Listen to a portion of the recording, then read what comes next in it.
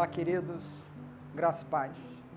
Continuando o nosso pensamento sobre a carta de Paulo aos Romanos, ainda no capítulo 6, eu quero convidá-los e convidá-las a lerem comigo os versículos 15 a 18, que diz assim: E então, vamos pecar porque não estamos debaixo da lei, mas debaixo da graça?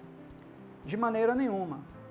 Não sabem que quando vocês se oferecem a alguém para lhe obedecer como escravos, tornam-se escravos daquele a quem obedecem? Escravos do pecado que leva à morte ou da obediência que leva à justiça? Mas graças a Deus, porque embora vocês tenham sido escravos do pecado, passaram a obedecer de coração a forma de ensino que lhes foi transmitida. Vocês foram libertados do pecado e tornaram-se escravos da justiça.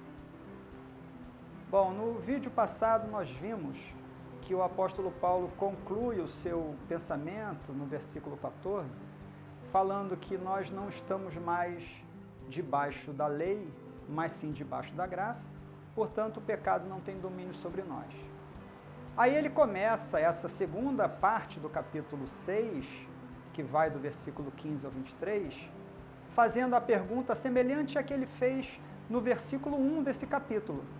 Ele começa o capítulo 6, versículo 1, dizendo assim: Que diremos, pois? Continuaremos pecando para que a graça aumente? Ele mesmo responde: de maneira nenhuma. E no versículo 2 ele fala: Ou vocês não sabem? Aí Paulo chama o conhecimento dos irmãos. E aqui nessa segunda parte ele reproduz. Só que agora a tônica dele é diferente. Ele estava falando na primeira parte sobre a união com Cristo. Agora ele já está falando sobre a vida prática, essa espiritualidade que deve ser transformada em ação. E aqui nessa parte ele também começa assim: Então, o que faremos? Vamos pecar porque não estamos debaixo da lei, mas debaixo da graça? E ele mesmo responde como respondeu lá no versículo 2: De maneira nenhuma. Ele também recorre ao conhecimento dos irmãos, falando: Ou vocês não sabem que quando vocês oferecem a alguém para lhe obedecer como escravo, tornam-se escravos dele? Ele faz a mesma colocação, a mesma forma. A forma de argumentar é muito parecida. Mudou um pouco o conteúdo, mas a forma é muito parecida, o que é muito peculiar do apóstolo Paulo. E aqui, quando ele fala do escravo, ele está citando um acontecimento do primeiro século, em que, quando uma pessoa era escrava porque não tinha posses, por exemplo, era uma pessoa muito pobre e não tinha como se manter, então o que ela fazia? Ela oferecia-se voluntariamente para ser escrava de alguém. Diferente dos outros tipos de escravidão, que também existiam na época dele. Por exemplo, quando eram vencidos em uma guerra, né? Então essa pessoa era feita escrava. Mas só que nesse caso ela não era voluntária. Mas aqui no capítulo 6, a partir do 15, Paulo está falando sobre uma escravidão voluntária. Alguém que se entrega porque se percebe impotente para dar conta da sua própria vida, da sua própria subsistência.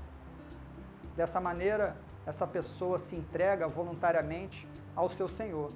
Temos aqui dois tipos de Senhor. Ele fala escravos do pecado que leva à morte ou obediência que leva à justiça. O ser humano só tem duas decisões a tomar. Ou ele é escravo do pecado que leva à morte, ou é escravo da graça que leva à vida. O ser humano sempre vai ser escravo.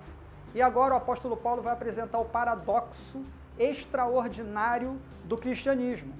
Ele fala assim no versículo 17: Mas graças a Deus, porque embora vocês tenham sido escravos do pecado, passaram a obedecer de coração, isso é muito importante, a forma de ensino que lhes foi transmitida.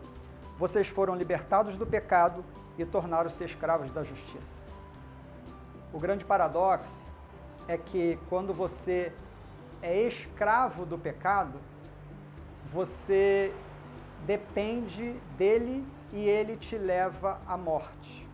Quando você é escravo da justiça, você se torna livre. A escravidão ao pecado, ela te prende, mas a escravidão à graça, ela te liberta. E nós, eu e você, somos convidados a abandonarmos a escravidão do pecado, até porque ele não tem mais domínio. Legalmente ele não tem mais domínio. O que o apóstolo Paulo está pedindo a nós aqui é que nós façamos uma rebelião contra o pecado. Isso, que nos rebelemos contra o pecado, porque ele não tem mais autoridade sobre nós. Porque agora nós somos escravos da graça e não escravos do pecado. Guarde isso para a sua vida. Saiba que você não está mais debaixo do poder, da tirania, do pecado, mas você está debaixo do poder, do amor, da graça do nosso Senhor Jesus Cristo. Que Deus te abençoe.